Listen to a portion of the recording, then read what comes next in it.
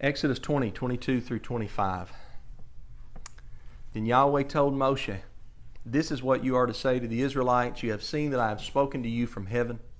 You must not make gods of silver to rival me.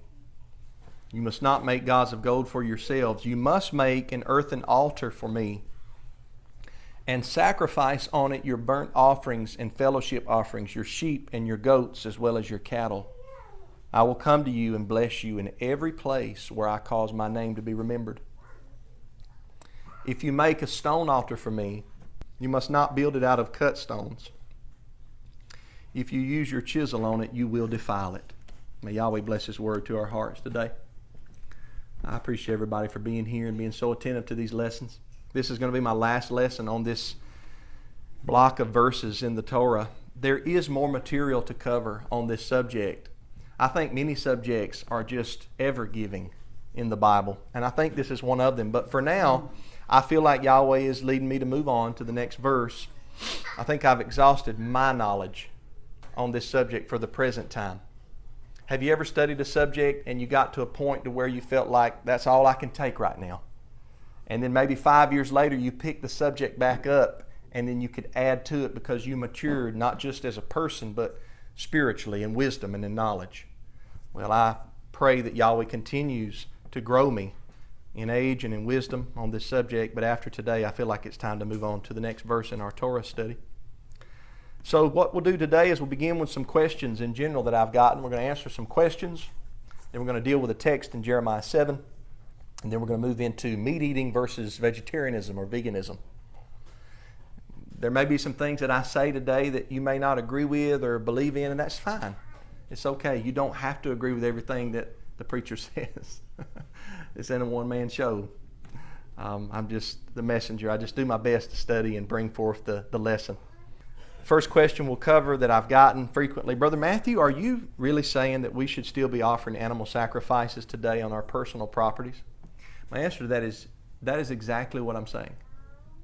Yes, that is exactly what I'm saying. So long as your property is dedicated to the service of Yahweh, I believe it is permissible to offer sacrifices as individual believers as expressions of thanksgiving, appreciation, and fellowship.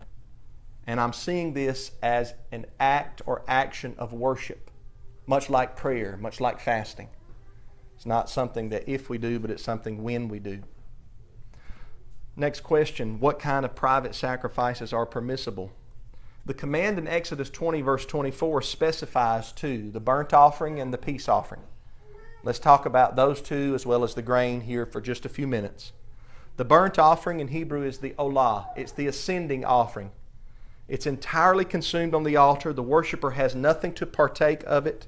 It's a total gift to the Almighty, telling Him, I'm thankful for what you've done. Here's a gift, an expensive gift, something that means a lot to me. It's the best bull I've got, and I give it to you, Yahweh.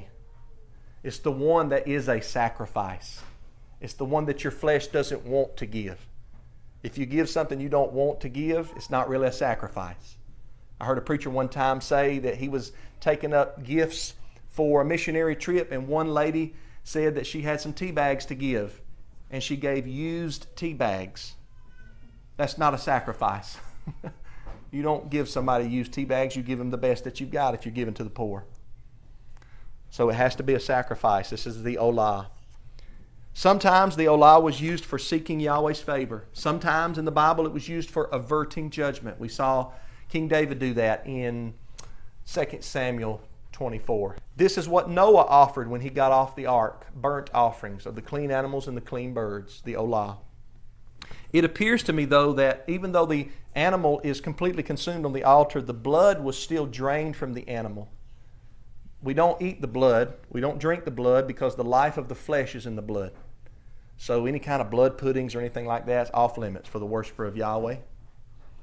Leviticus 17:13 and Deuteronomy 12:16 and 24 mention pouring the blood out on the ground like water and covering it over with dirt. I think that's a good practice. It is possible that in some cases, even in private sacrifices, the blood is placed or sprinkled on the altar or poured out on the altar and burned, but of this I am not yet sure. So I have to do more study and meditation. Maybe you can help me on that. Next is the peace or the fellowship offering. It's the shelamim in Hebrew, and you see there in that word shelamim, you see that shalom, peace. But shalom doesn't just mean peace, it means wholeness, well-being, prosperity, health, wealth, and all that goes along with that. So we can translate it into English sometimes as peace offering, sometimes as fellowship offering, because when we offer the shelamim, oftentimes it's not just talking about fellowship between us and Yahweh, but fellowship between us as brothers and sisters. So if I was to offer a shelamim, I would not invite an unbeliever to partake of it, but I would invite Sister Roseanne and Brother Rocket and Sister Phyllis. We're going to have a fellowship offering. They're my brothers and my sisters in the faith. See, that's the shelamim. The blood is still not partaken of, and the fat portions are burned on the altar for the peace offering. The rest of the animal is eaten by people that are in covenant with the Creator. It's a sign of fellowship. According to Leviticus 19:5-8, most peace offerings were only to be eaten for 2 days, and then if aught remained to the third day, it was to be burned with fire. Now with the Pesach offering, the Passover, it's a little bit different. You can only eat it on one night, right? And then we burn it early the next morning. That is an exception to the general rule. Now, Exodus 20 doesn't mention grain offerings. Grain offering in Hebrew is the mincha. It is a vegan offering. It was oftentimes accepted to bring vegan offerings if you were poor. People say the God of the Old Testament wasn't very merciful. Sure He was. If you were too poor to bring a big animal, then you could bring some turtle doves or some pigeons. If you were too poor to bring some pigeons, then He said you can bring some grain. He accepts the poor. He doesn't respect persons like that, over rich over poor, or poor over rich. The grain offering, however, is mentioned by approved example in Judges 13 with the example of Manoah, Samson's dad, where Yahweh accepted, through the angel, Yahweh accepted the burnt offering and grain offering that Manoah offered on the rock, one unhewn rock, in obedience to Exodus 20, verse 24. You can read about the grain offerings in Leviticus chapter 2. There the Levite priest is involved. It is an edible sacrifice. But grain offerings were also done apart from the priest, according to Genesis 4, with Cain. Now the first thing we think of is, or maybe you think of, if you're a good Bible student, well, Cain was rejected though, Brother Matthew. That's a great thought.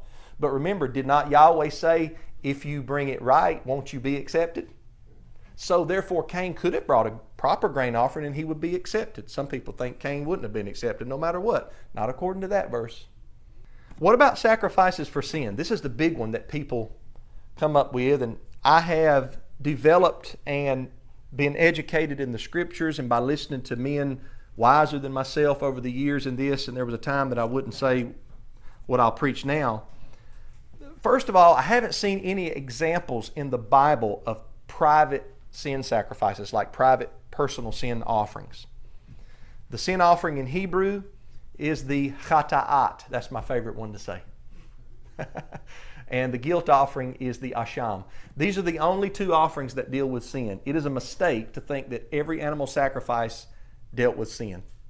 But when I grew up in church, you may have thought the same thing. I thought all animal sacrifices had to do with sin. That's what I thought. Then I studied the Bible and found out, hey, most of them have nothing to do with sin. So the first three we went over have nothing to do with sin. These two do. For now, I won't be making any of these, but I want to make two things clear. Number one, I do not believe sin sacrifices are a bad thing. I'm talking about animal sacrifices for sin. I don't think they're a bad thing. Yahweh implemented them, so they're good and they're righteous and they have their place. Number two, I don't believe the animal sacrifices for sin ever took care of sin on the eternal redemptive scale. Remember the sermon I taught, the better blood of the Messiah. How the animal sacrifices have their function, the blood of the Messiah has its function. The blood of the Messiah cleanses our conscience from dead works to serve the living Elohim. It allows us entrance into the kingdom of heaven. I mean, Isaiah 52:53, the whole book of Hebrews, Peter talks a lot about it. You weren't redeemed with the blood of a lamb, but you were redeemed by the precious blood of the Messiah. He's like a lamb without blemish or spot. So in saying that I think the animal sacrifices are good, I do not mean that they have anything to do with what the Messiah does for us, but they have their place upon the earth, earthly forgiveness, entrance into the earthly tabernacle, etc. So if the temple still stood and the Levite priesthood was still active, I would personally have no problem offering a sin sacrifice. Here's a couple of examples. Mary brought one with Joseph when she went to the temple in Luke chapter 2, and she had just recently birthed Yahweh's Messiah. He was only about 40 days old, a little bit over that, when she went to the temple after the days of purification.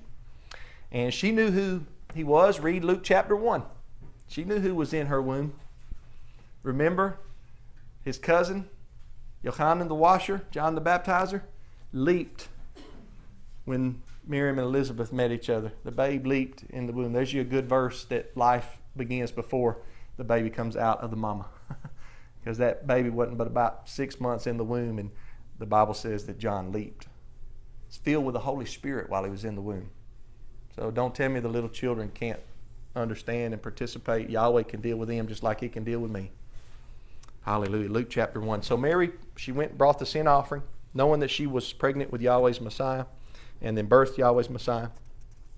And then Paul, the Apostle Shaul in Acts 21. I've taught a whole sermon on this. There was a rumor going around about Shaul, and they were saying he teaches the Jewish people to forsake the law of Moses and not circumcise their children.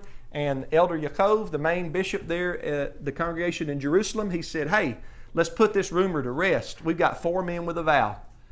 Pay the expenses of their sacrifices and let their heads be shaved. And if you know the Torah, you know that's the Nazirite vow, the vow of the Nazir. And so Paul was going to pay for the animal sacrifices. This is years after the ascension of the Messiah to heaven. And Paul saw no problem with offering up sacrifices. Well, one of the sacrifices at the end of the vow of the Nazir is a year-old, unblemished female lamb for a sin offering, a chata'at. So Paul saw no problem with it, and that would mean that Brother Matthew sees no problem with it. Paul said, follow me as I follow the Messiah. So I'll follow Paul in that. Once again, they purified the flesh, not the conscience. They pertain to the earthly, not the heavenly. Next question. But, Brother Matthew, are you encouraging people to start doing these burnt peace and grain offerings? Yes, I am, but with care and with caution.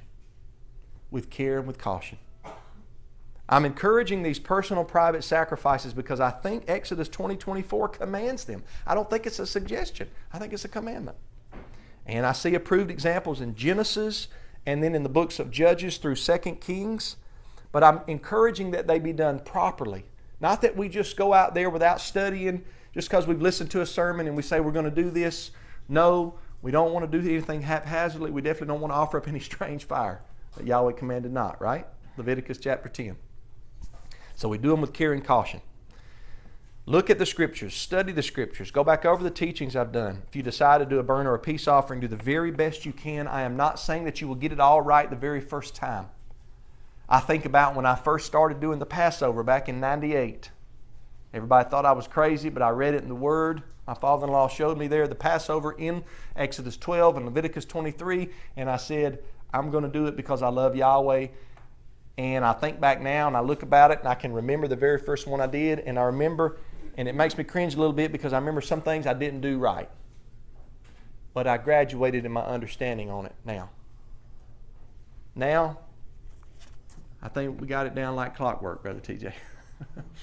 So, and I don't say that in a braggadocious way. I say it in a humble way. And I'm thankful that Yahweh has gifted us the wisdom and the desire to do those things, no matter what anybody says. No matter what anybody says. So I want to make the point here at this juncture. I want to make the point here that I haven't found any examples, any approved examples of women in Israel offering up these sacrifices by themselves. Now, that shouldn't make the women feel inferior. There's some laws that apply to women. There's some laws that apply to men. There's some laws that apply to both sexes. So I haven't found any examples of women doing this by themselves. All the approved examples I've found have been men and mostly the heads of the households. I'm not saying that women can't be present. I just don't see any scriptural precedent for a woman offering a sacrifice by herself. So I would encourage the sisters in Yahweh that would like to be in part of this commandment to wait until you're around a righteous male servant, whether it be your husband or an elder, and then participate and seek to help in whatever way that you can. What about making the altar, Brother Matthew? How should I do this? Well, it is clear to me that the altars in the Bible were built for the purpose of offering animal sacrifices on. That's the purpose of the offering. Or maybe the minkah, the vegan offering too at times. Okay? Or the drink offering, the wine, the expensive wine. I'm not sure that the animal was placed on the altar and slaughtered. I think Sister Kim and I discussed this a couple weeks back. I think that it probably was slaughtered not while it was on the altar. The blood was drained out. The animal died, and either the whole animal in the burnt offering was then placed on the altar and consumed, or in the case of a shalomim, a peace offering, the fat portions were placed on the altar and consumed. Maybe the skin and the hide, some say it was buried, some say it was burnt later. I'm not sure about that, so I can't speak a whole lot to that. I do want to mention, I'm not going to go over the verse, but you can read this in your study time. There is a case in 1 Samuel 14, 31 through 35, where King Saul, this was before he got totally wrong, but King Saul had made his men take a vow that they wouldn't eat anything when they were fighting the Philistines. And then when the battle got over at evening time, some of the soldiers in Israel, they were so hungry, they were famished, that they took the spoils and they started killing the sacrifices on the ground, and the text says they ate the animals with the blood. The best commentary, at least the one that makes the most sense on this to me, was the Jameson, Fawcett, and Brown commentary. You can check that one out. And it looks like that they were following the custom of a lot of the pagans in the surrounding area, that they would eat raw meat without properly draining the blood out of the animal. So you can check that out, but it mentions that they killed them on the ground and they ate the meat with the blood in it. I don't think that that is condemning all killing of animals that are laying on the ground. When we sacrifice the Passover lamb, we make sure that we do it where the blood drains out. My children have been participating in watching the sacrifice of the Passover their whole life, and they've seen the blood drain out of the animal. In accordance with Yahweh's law, we cover it over with dirt, and obviously we clean the animal, skin him, and all of that, and make sure that we don't eat the blood with the animal. So you can check out that text in your study time. Again, as we continue to study, we learn and we grow. But we have to begin somewhere, right? As we learn better, we do better. I tell people all the time, they say, Brother Matthew, I don't understand various laws. And I say, you do the best you know how to do. Yahweh knows you do the best you know how to do. Then, as you learn better, maybe next year, 2, 3, 4 years from now, as you learn better, then you do better when you find out to do better. But you can only do the best you know to do. I have been asked about how to exactly make an altar. The picture on your left is supposed to be an altar of earth. I don't think that they really look like that, but then the one on the right is the stone altar, the unhewn stone. I don't think making the altar is complicated. I think that's the point of Exodus 20:24. Do not make gods of silver and gods of gold. That was complicated. Instead, make an earth altar. Just get some dirt, pile it up, mound it up. An altar wasn't too high. The next verse we're going to cover next time I teach says, you shall not go up by steps to my altar, that your nakedness be not seen.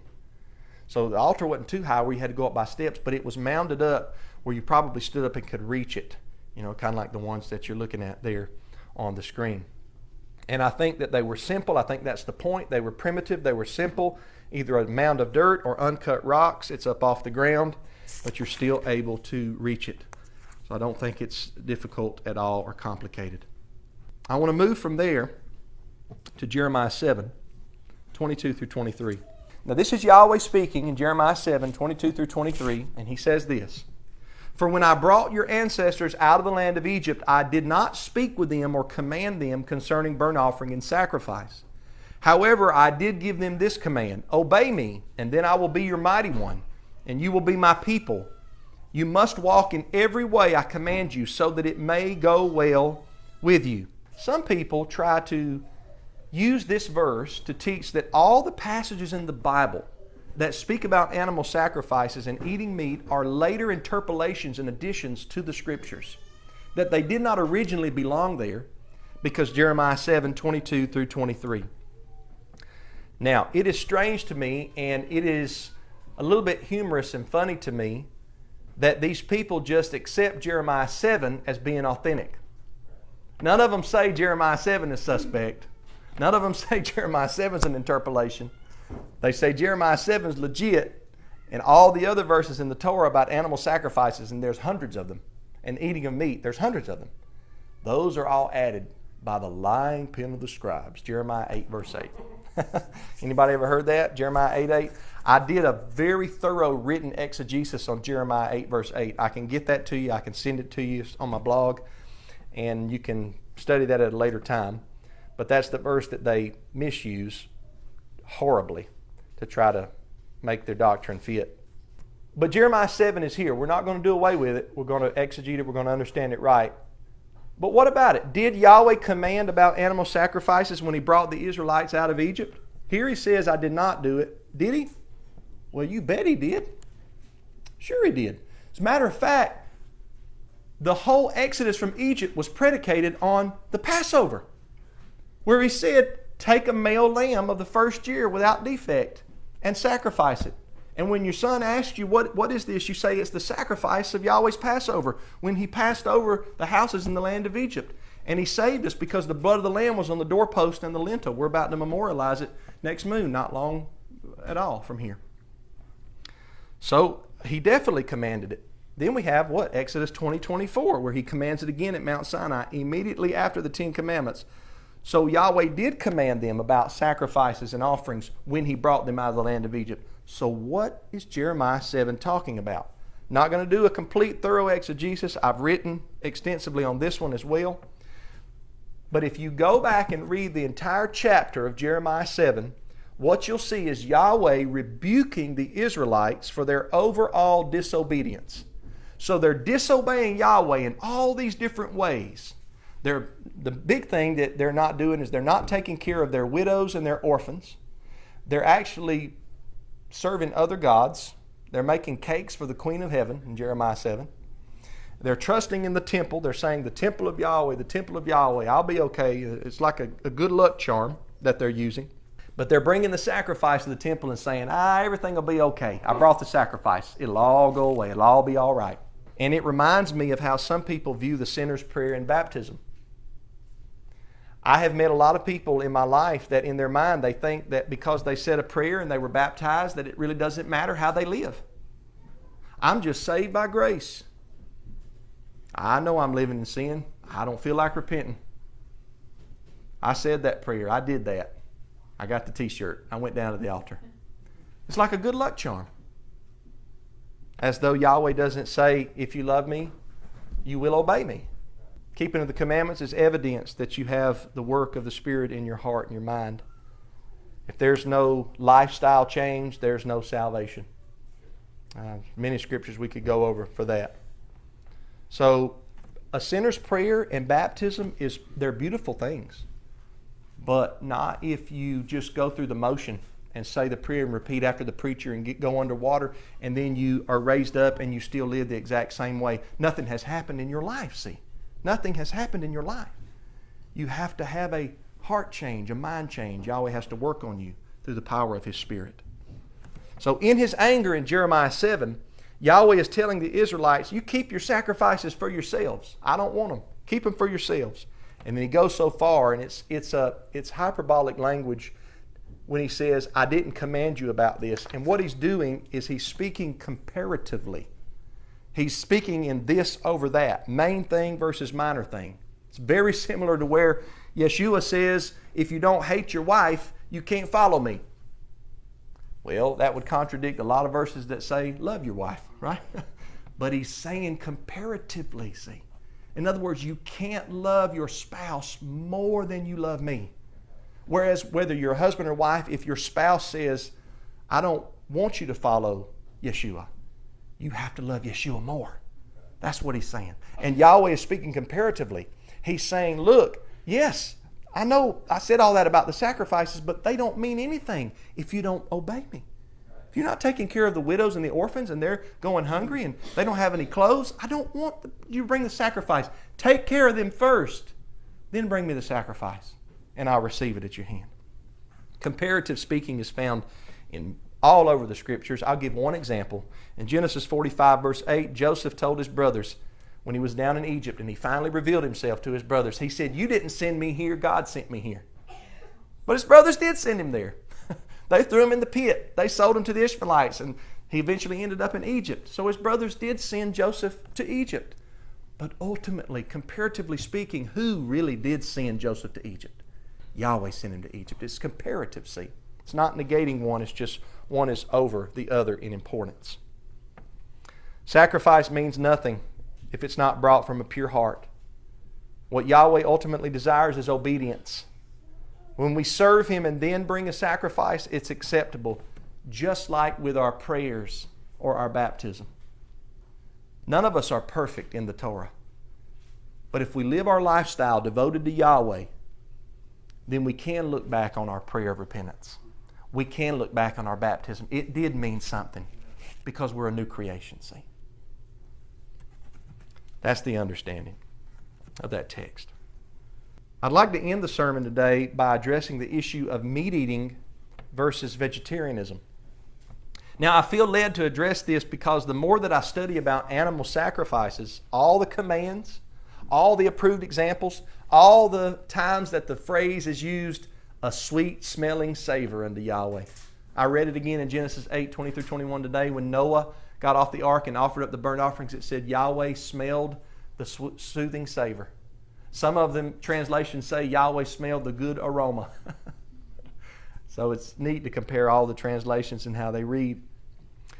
Well, the more that I look at this, the more I think, and I believe that I've inherited some false beliefs about vegetarianism being preferred in the beginning over meat eating. I don't believe it ever was. I don't believe a follower of Yahweh, number one, has to be a vegetarian, as some people try to push either gently or forcefully. Seventh-day Adventists are pretty bad about it. I met a Seventh-day Adventist man on a job one time. He said, "What about that verse that says it's not good to eat meat or to drink wine?" And I was young. I think I was 16 years old. And I remember I asked my father-in-law about it that night. I wasn't nearly as well studied in the Scriptures as I am now. And I asked Brother Arnold about it. And I said, "What about the verse? What's he talking about?" Brother Arnold started laughing. He said, "Well, he didn't quote the whole verse. The Apostle Paul said it's not good to eat meat nor drink wine nor do anything that causes your brother to stumble." So it's a specific context. You don't want to drink wine around your brother if he has problems with alcohol. You don't want to embolden him to get drunk. And same thing with meats offered to idols. Brother TJ's taught on that before. So there's a context to that. Some vegetarians in Christianity try to push vegetarianism gently. Some try to push it forcefully. I don't believe you have to be a vegetarian. Number one, because Leviticus 11 and Deuteronomy 14, Yahweh commands, He says, "Of these," speaking of the clean animals, "you may eat." So there you have the option to eat the clean animals. That's at least showing that meat eating is a righteous option. But let me say this. I think and believe that it is a sin for a believer to be a complete vegetarian. And the reason I think that is because the Passover lamb is commanded to be eaten each year. So it would be a sin if you forsook that as a believer of Yahweh. Also, put ourselves back in the shoes of people that back then that raised animals and gave their firstborns and their burnt offerings and their peace offerings often. Firstborns of the flock were shelamim. They were fellowship sacrifices, which means they were edible. Deuteronomy 15, starting at verse 19 and following, will show you that the firstborn offerings were edible sacrifices. So therefore, you could not be a vegan or a vegetarian and serve the Creator. It would be a transgression of the law to refrain from eating the meat of your sacrifice.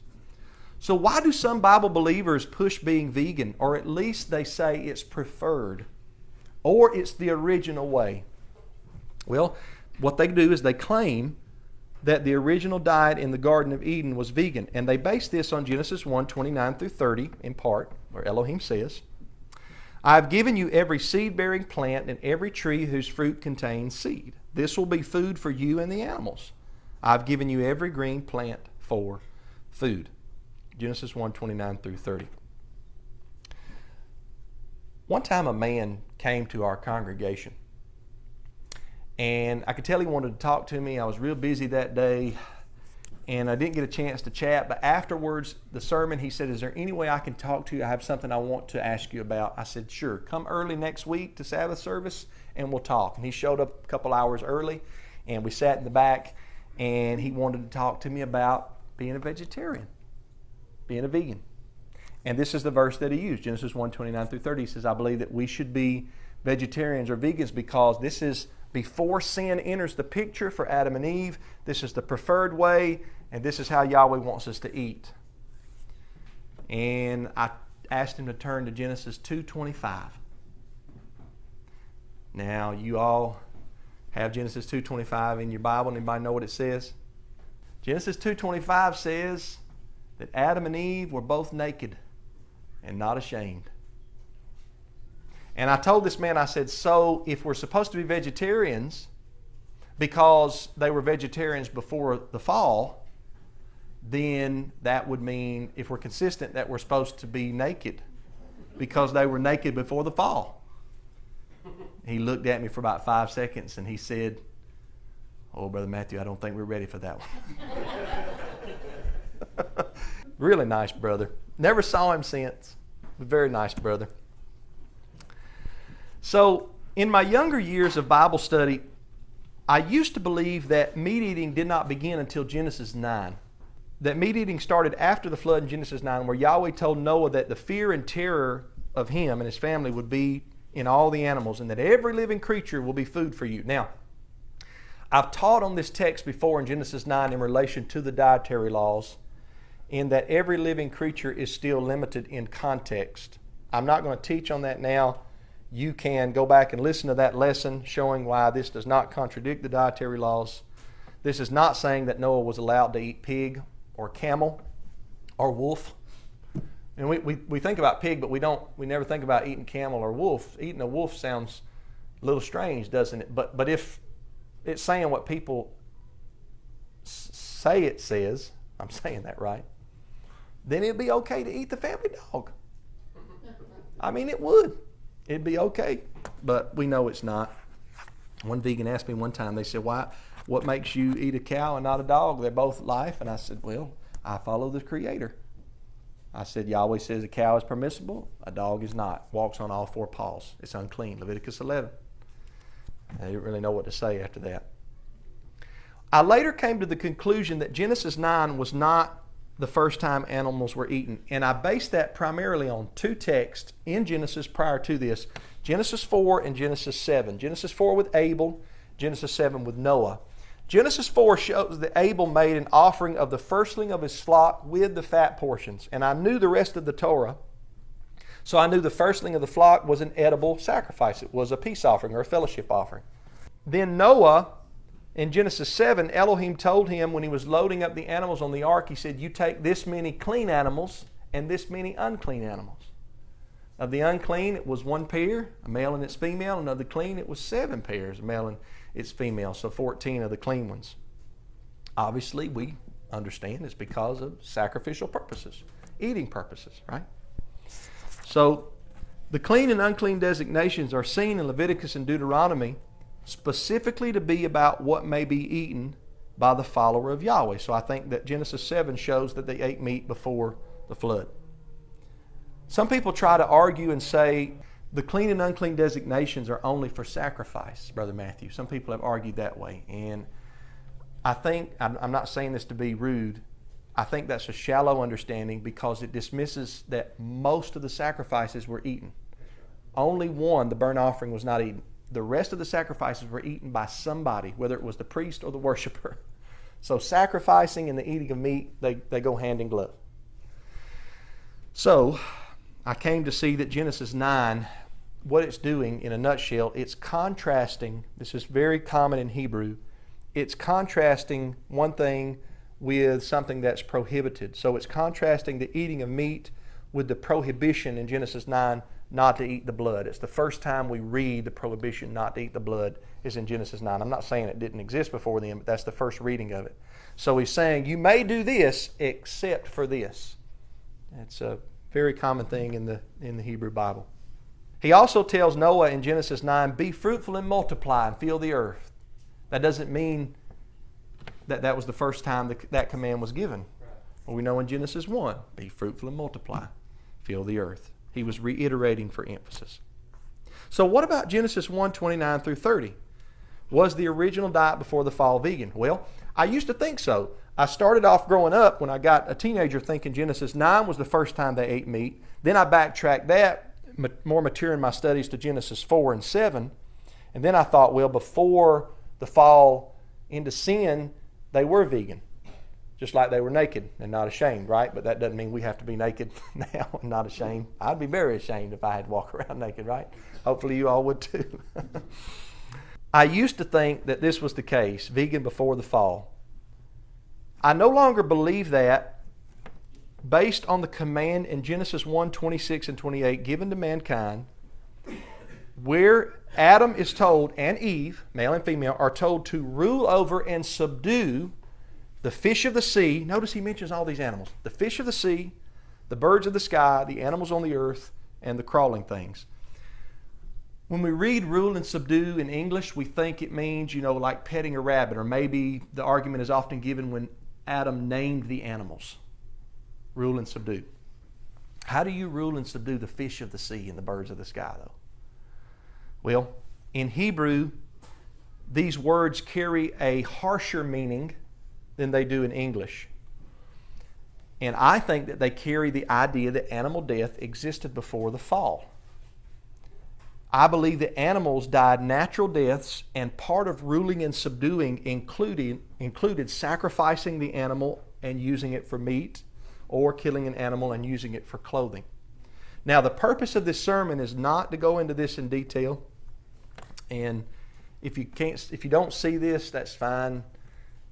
Just make sure you have reason for what you believe. But you can read a PhD dissertation paper online. This is by a Hebrew professor. His name is Joshua John Van E. It's a very long paper, but it's worth the read. And it's titled Death in the Garden, an examination of original immortality, vegetarianism, and animal peace in the Hebrew Bible of Mesopotamia, from 2013. Now, he details in his study the Hebrew words for rule or dominion, which is the word radah, and subdue, which is kabash. And he shows that these terms are military conquest terms, or terms where somebody rules over a servant for warfare or for killing. If you want a condensed version of this understanding, you can find it in a book by Ben Stanhope called Misinterpreting Genesis, How the Creation Museum Misunderstands the Ancient Near Eastern Context of the Bible. Chapter 11 of that book goes into this. And he also did an 18-minute video teaching that you can find on YouTube, and I can send that to anybody who would like to watch that. It's very good. It kind of condenses it down. So I'm at the point now in my studies where I see Genesis 1:29 through 30 giving additional information on what may be eaten. On the back of Genesis 1:26 through 28 saying to rule over and subdue the fish, the birds, the animals, and the crawling things. This would be done by killing some animals for protection, using some animals for clothing. Think Genesis 3:21 with the coats of skin. I know we've been trained to think that was the first real animal sacrifice, but the text really doesn't say that. I know the animal had to lose its life for the coats of skin, but it looks like the animal was just killed for the purpose of making the clothes for Adam and Eve, if you just read the text and leave it where it's at. And then for eating purposes, for sacrificial purposes. In other words, all of the verses in the Torah that speak of animal sacrifices and eating of meat as part of our worship to the Creator, I believe all of that existed from the very beginning of man, from Adam. I believe it will exist in the kingdom, where we'll eat these great barbecue meals at the table with Abraham, Isaac, and Jacob. So that's my understanding of that. I want you to note in Genesis 3 is the chapter where we see the serpent deceives Adam and Eve, and the curses are spelled out after the fall. And in the curses, there is no indication that animal death comes into being as part of the fall. Human death comes into being. He says, from dust you were taken, to dust you shall return. The ground is cursed. Pain and childbearing takes place now. The serpent, Satan, they're all mentioned, they're all cursed, but there's nothing in Genesis 3 saying now that sin has entered, now animals will start to die. It doesn't say that. The Apostle Paul also mentions this, and I have thought about this for years, and I was just a little, I think, afraid to believe it. But I think the best understanding of 1 Timothy 4, where he was warning Timothy about the doctrine of demons, two doctrines of demons. One, he said there's people that teach a doctrine of demons that forbid to marry. That's probably people who commanded to be celibate. Maybe like the Roman Catholics do for their bishops, right? They command them to be celibate. And the other was they command to abstain from meats that Yahweh created to be received. Now, we know that the meats that we may receive as food are found in Leviticus 11 and Deuteronomy 14. I taught through 1 Timothy. Man, it's been a long time. I was young. I think it was maybe 2009. So I was still in my 20s. I may need to reteach that. I probably messed up a lot back then. But I taught on this before, showing how this doesn't violate the dietary laws, because Paul is saying people are forbidding you to eat meats which were created to be received. And they're sanctified by not just prayer, but by the Word. The place the Word sanctifies them is Leviticus and Deuteronomy. But think about this. He says they were created to be received. When were they created? Not in Leviticus.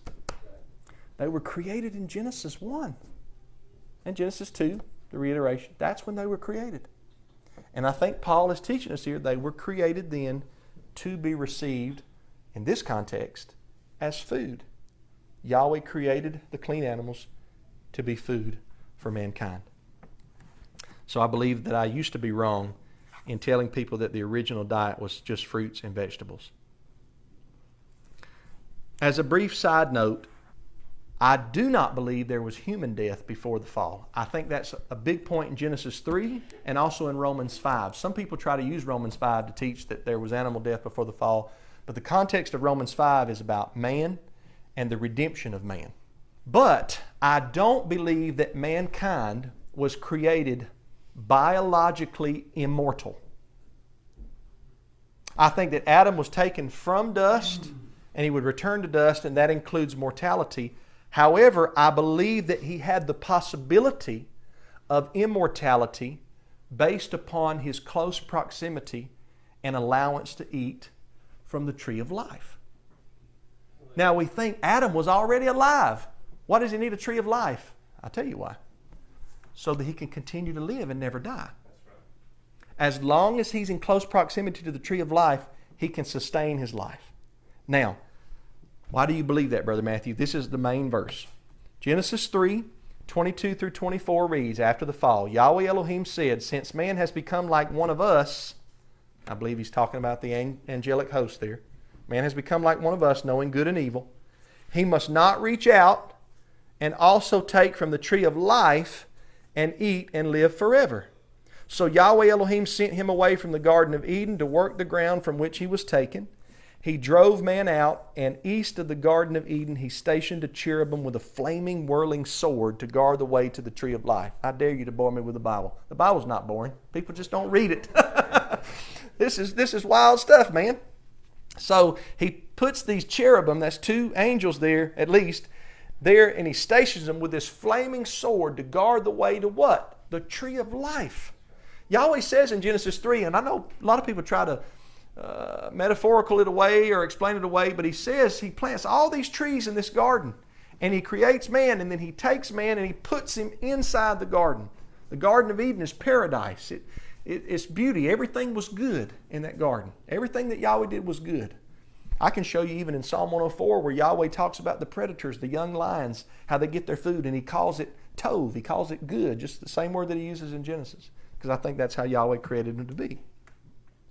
Well, here in Genesis 3 at the end, it shows us that the way that Adam could live forever was by partaking of one particular tree in the garden.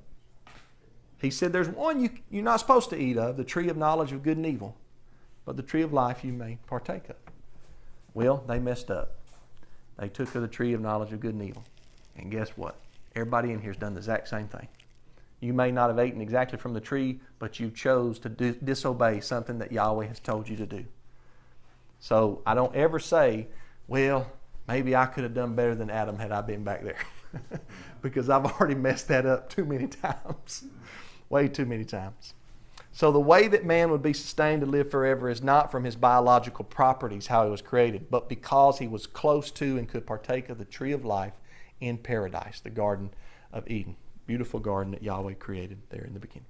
I believe that animal sacrifice is the ancient form of worship in Scripture, and that the eating of meat is a blessing throughout Scripture. And I think now that all of this has existed since the very beginning of mankind. I do not believe it was something introduced after the fall of man into sin or after the flood.